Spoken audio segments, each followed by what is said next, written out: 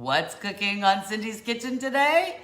Today we are cooking a beef ragu that will be served over a pappardelle.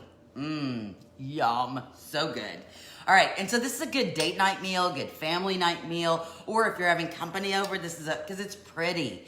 The tastes are so good because you're cooking this low and slow in the slow cooker. Please don't ask me for directions to make this in the oven because I don't have it. Because when you're using tougher cuts of meat, I really think the slow cooker is the way to go. Illinois says pop. Good morning. Joanne, pop and Michigan. And do you do it with that little eh? Is it pap? Is it pap? Or is it pop? Pop or pap? Anyway, all right, so let's get started. I'm gonna do this in the order that I'm gonna put it in my slow cooker. Now, my slow cooker is oblong. See how long it is? This is just, I took the bowl out. So mine's oblong. You can use a round one. The only thing you wanna make sure is, whatever meat you purchased, make sure it's big enough to fit your meat, right? Okay, so, as I've told you before, no matter if I'm cooking in the oven or cooking in a slow cooker, I never put the meat directly on the pan. I believe that once you put that on the pan, it does something different. And so, whether I put it in the oven or I put it in the slow cooker, I always start with a layer of onions. And the onions always go in the bottom and then the meat sits on top of it. And so it's almost like a little edible rack for the meat to set up on. And then the meat juices are gonna go down into the onion. And the onion flavor is gonna go up into the meat. So that's the way we're gonna start. Oops, that's the way we're gonna start. So I have one yellow onion. I like yellow onions the best. You could use a white onion. I like the yellow onions the best. I have a trash bowl. Rachel Ray was the first time I saw somebody actually have a bowl on the counter for the trash. And I was like, oh, why haven't I been doing that my whole life? That would make it so much better, right?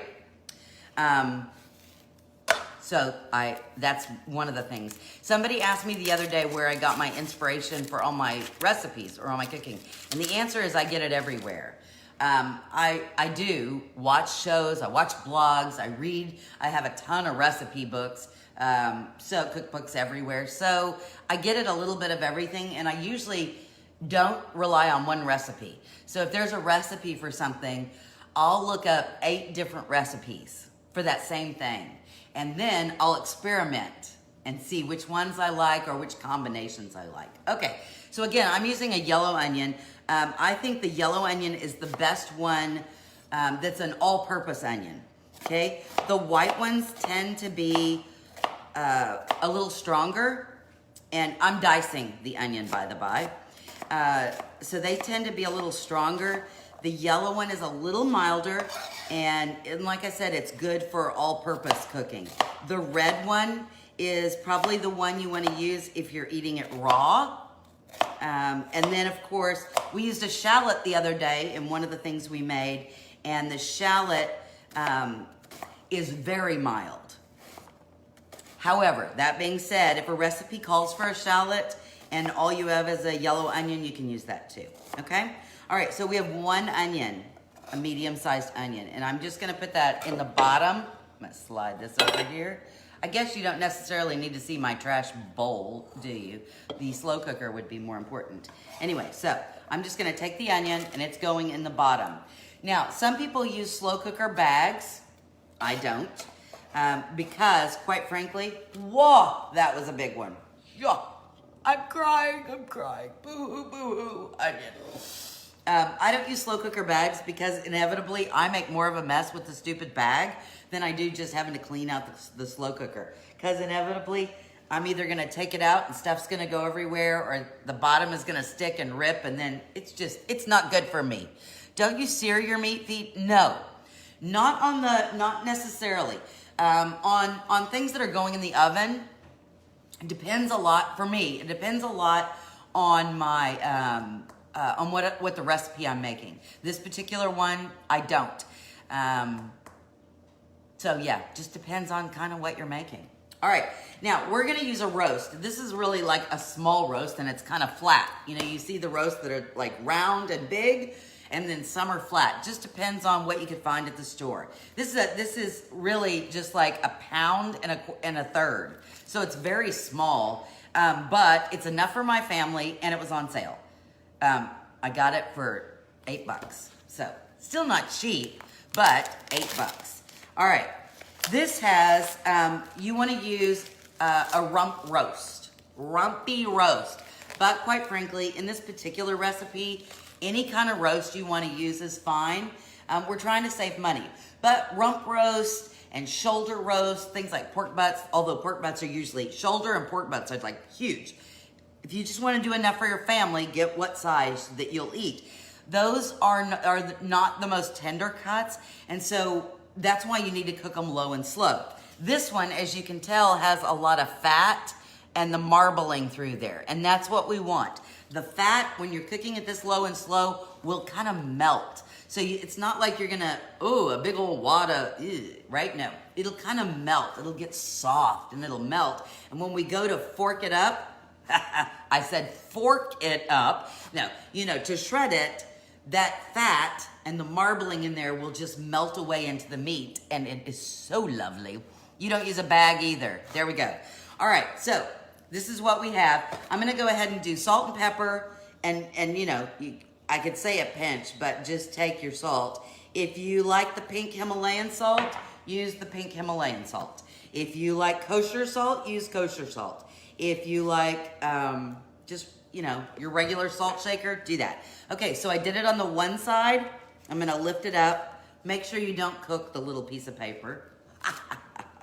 Flip it over, and I'm gonna do salt and pepper again.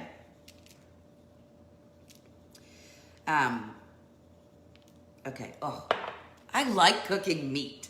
I don't know why, that's so weird, but there's just so many. This one piece of meat could be made into thousands of different recipes. Okay, so this is just this salt and pepper on both sides. There really isn't a fat side to this meat. Most roasts and meat have a fat side. If your particular one has a fat side, make sure you put fat side up. Okay, so fat side up if you do. Roughly how many does this serve? So this is gonna serve my family of 4. Okay, and it was just a pound and a third, right, Cindy? So again, now if I had I have 2 teenage daughters, so that's a pound. If I had 2 teenage sons, I probably would want to double this, right? I would want, 2.5 pounds. Just depends on how much your family eats. If it's just you and if it's just 2 people in your family, you might go ahead and still do this size, and then you've got enough for leftovers. Okay, so that's what we've got there. Then we're gonna put on the rest of our vegetables. We're gonna do celery. Now, normally I tell you 2 stalks, which is about the right, but I was cooking other things and I tend just to go like this. So this is what I have left of my thing of celery. So I'm gonna tell you do 2 stalks. I'm just gonna use what's left of this because that's the way she rolls, okay? But you need about 2 stalks of celery. I'm gonna give this another little dice. So it's small enough, but I'm gonna cut it up just a little finer because we're making a sauce with this. This isn't a stew. So you think about when you're making a stew, you cut your pieces of vegetable up larger because you want the bite, right? And in the bite, I love the perfect bite every time. So you have your piece of meat, you have potato, you have carrot, you have onion, you have celery, and in each bite, it's that they're all like about the same size. I'm making a sauce for this ragu. So I want everything, I'm gonna just dump this on top of the meat. I want everything to really kind of melt together. So stews are bigger pieces, soups and sauces, smaller pieces. All right, now carrots. 2 carrots. Again, because I'm gonna cut up, I love the trash bowl. I love the trash bowl. Because I want this smaller, I'm gonna cut these in half, down the center. See how I cut it in half? And then I'm gonna cut that part in half again. Okay, so you see, I had the half, and then I cut the half in half again. Quarter, you may say. And then that way, I can just run my knife down it, and I've got a nice small dice. Nice small dice. When I cut, I tend to rock. So in other words, I keep the tip of my knife on the cutting board, and I rock back and forth with the bottom of it. Part of that is, when you have arthritis, it's harder to grip, and then I grip high up. I don't know, just me.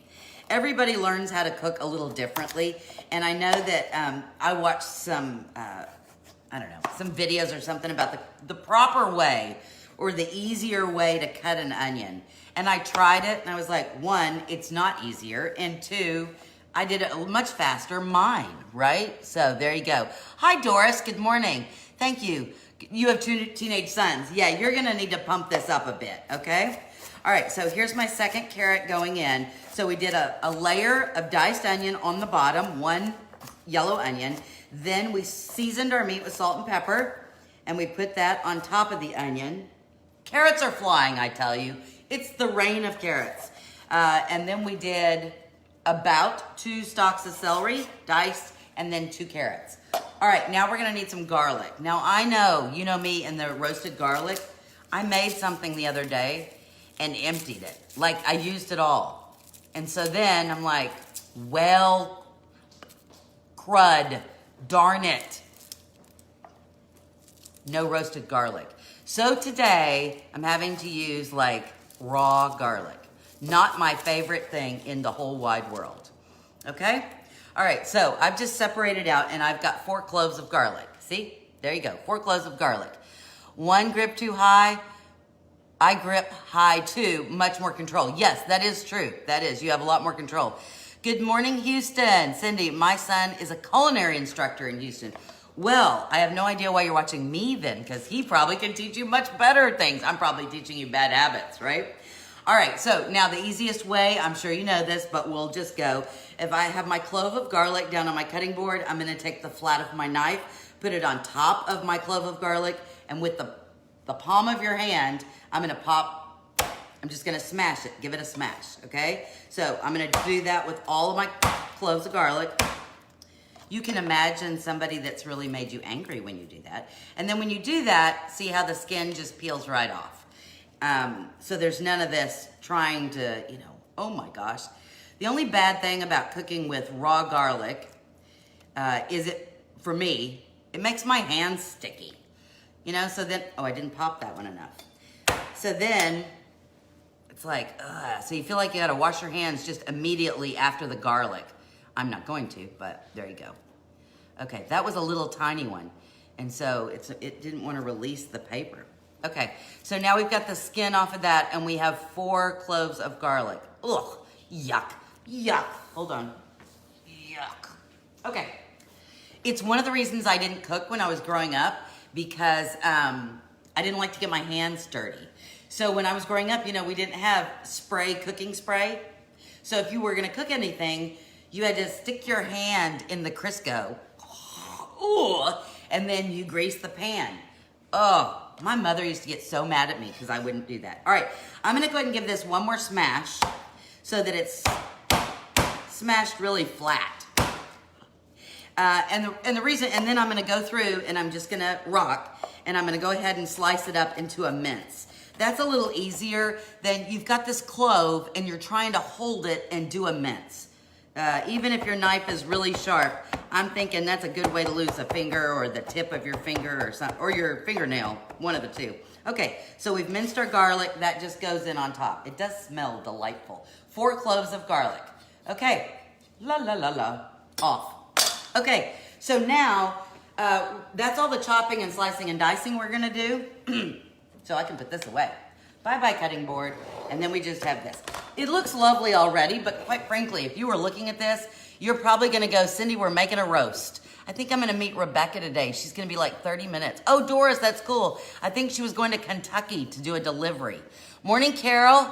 Lemon juice. Yeah, that would get it off. Except, Terry, I still have this cut on my hand from my scissors the other day. And oh my gosh, it still hurts. It still hurts. And I bang it. Who would thought that a cut right here, you would hit on everything you do? Everything I do, I bang it. So it's still killing me. So I didn't want to do anything with lemon juice today. All right, so now we're gonna move to some more seasonings, okay? So now we have all this. We did season our meat, but I'm gonna go ahead and do a little bit more salt just on the top, salt for the pot, a little more pepper on the top, salt for the just because the veggies need. Let's not make the veggies lonely.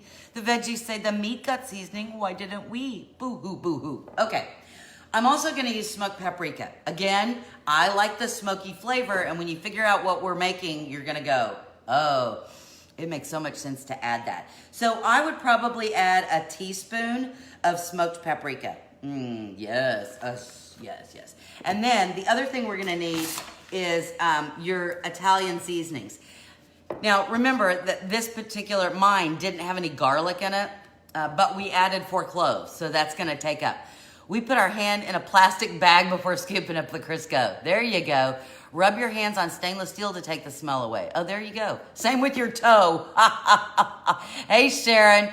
My Aunt Sharon, good morning, Susan, has this beautiful garden, and she showed this beautiful, what was it called today? Papilloma? That wasn't it. It was a gorgeous blue flower. I can't remember what it was. Morning, Janet from Maine. Janet's in Maine. So we need a teaspoon of Italian seasonings, whatever kind you have. If you don't have something that says Italian blend, although I figure most people have this because it's the easiest route than having to measure out oregano and basil and, you know, all that stuff. So just a teaspoon on top. All right, now some canned goods. I'm gonna start with the tomato paste. I have always hated using tomato paste just because the can is so much smaller, and so that means you either can't use the spoon, the big thing that the spatula or whatever, because it doesn't fit in there. You have to go get a spoon. They do sell it in a tube, and I really like the tube. Plumbago. That was the flour. It's a beautiful flour. Plumbago. Hey, while we're talking about flowers, what is your favorite flower? My favorite flower is a darkish blue, purplish hydrangea. It is my favorite. And to me, it just looks like hundreds of flowers came together for a party, and it's just beautiful. Hydrangeas, those are my favorite. What is your favorite flower? The one that Sharon showed me today, the plumbago, that was beautiful too. So tell me, what is your favorite flower? Rose, carnation, daisy, what's your favorite? Okay, tomato paste. Paste. Not the sauce, the paste. Anyway, they do sell this in a tube. We're just dumping that in there. They sell it in a tube, and I love the tube because it's so not messy.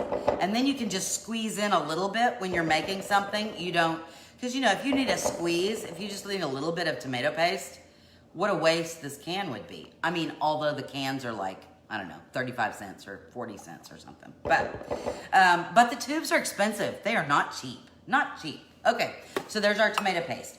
The next thing we're gonna need is crushed tomatoes. Now, these are 15-ounce cans.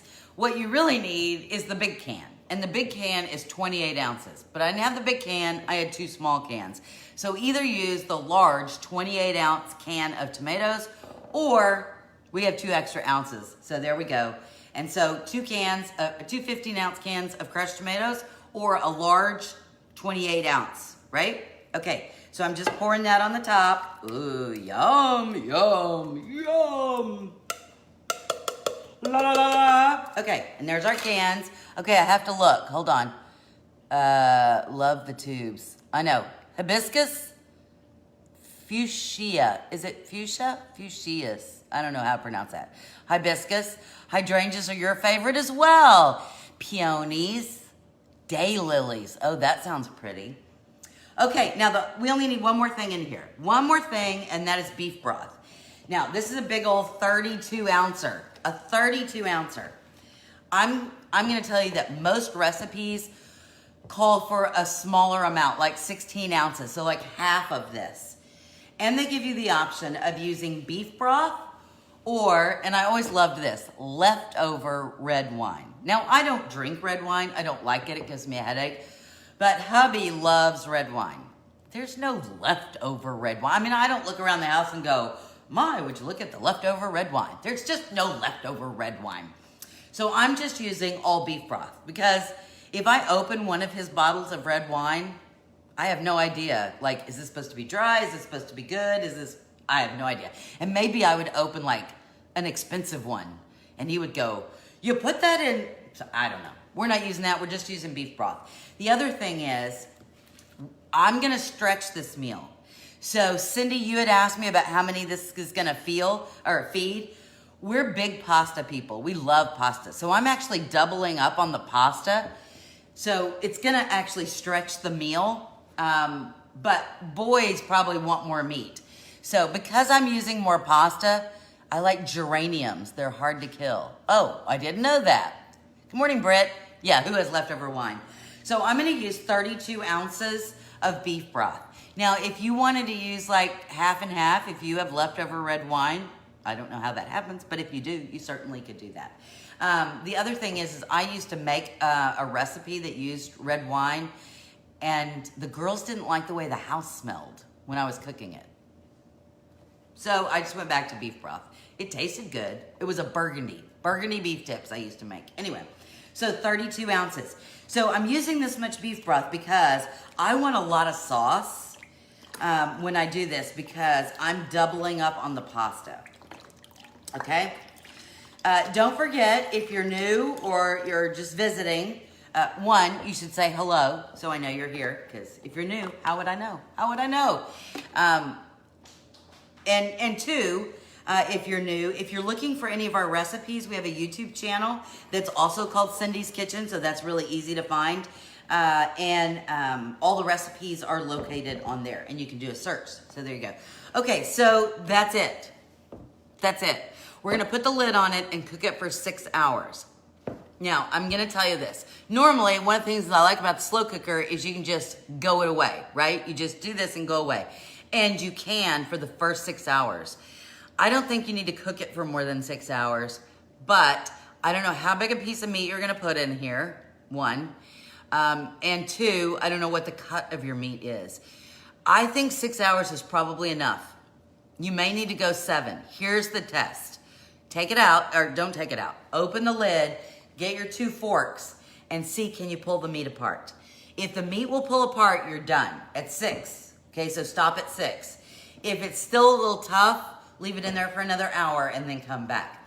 Because you really don't want to cook this too long. We don't want our meat to get, bleh, right? So there we go. Because then it's just kind of, I don't know, melty, stringy, I don't know. Anyway, all right, so we put the lid on this, 6 hours on low. Low, friends, do not do high. This is a low and slow recipe. Now, when this is done, here's what I'm gonna tell you. You take the meat, you can take the meat out. I tend to do this. I take the meat out and put it in a big bowl and fork it. Shred it, right? So pull it, shred it, fork it, however, whatever terms you use, right? And that way, I know I've gotten all the pieces. On the times when I've been lazy and I do it in the slow cooker, there's usually a chunk I've missed somewhere, or 2, right? And so I'm doing one of these, and so for me, it's just easier to take it out. Once you've shredded it all, pulled it all, whatever, then put it back in your slow cooker with all the juice. Or, if you're gonna serve it at the table, you have all your forked meat, put your forked meat in a big serving dish, and then pour the juice on top of that. Oh, so good, so good. So there you go. Here's what you serve it over, and here's why I'm really excited. This is not a noodle I use a lot, and I probably will pronounce it incorrectly, but I'm gonna give it a shot anyway. Pappardelle. I think that's how you say it, Pappardelle. This brand, I can't say the brand name either, but I'm gonna take one of these out of there. So this is what it looks like. It's a thick, it's a flat noodle, but you can tell it's rolled. It's a flat, wide noodle. Look at that. So I suppose if you wanted to do like big flat egg noodles, you could do that. But quite frankly, this I think, is what takes it over the top. You have all these wonderful low, slow cooked flavors that are gonna meld into that meat. The meat's gonna fall apart into the juices.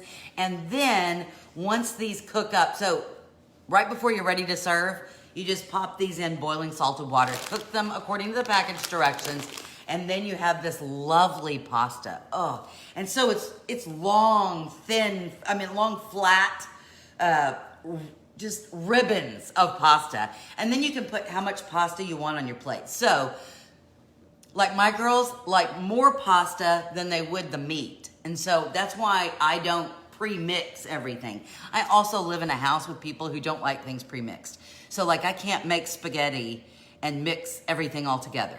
So if I do meat, I have to do meat, sauce, spaghetti, pasta.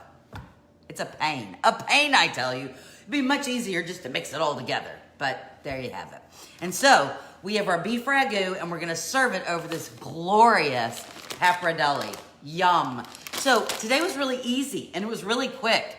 If I wouldn't have been chitty-chatty with you, right, we would have been done in probably 5 minutes, 10 tops. If you're a slow cutter, like you chop slow, maybe it took you 10 minutes. But other than that, we just dumped it all in the slow cooker. You know me, I like dump recipes. Those are my favorite recipes, are the dump recipes.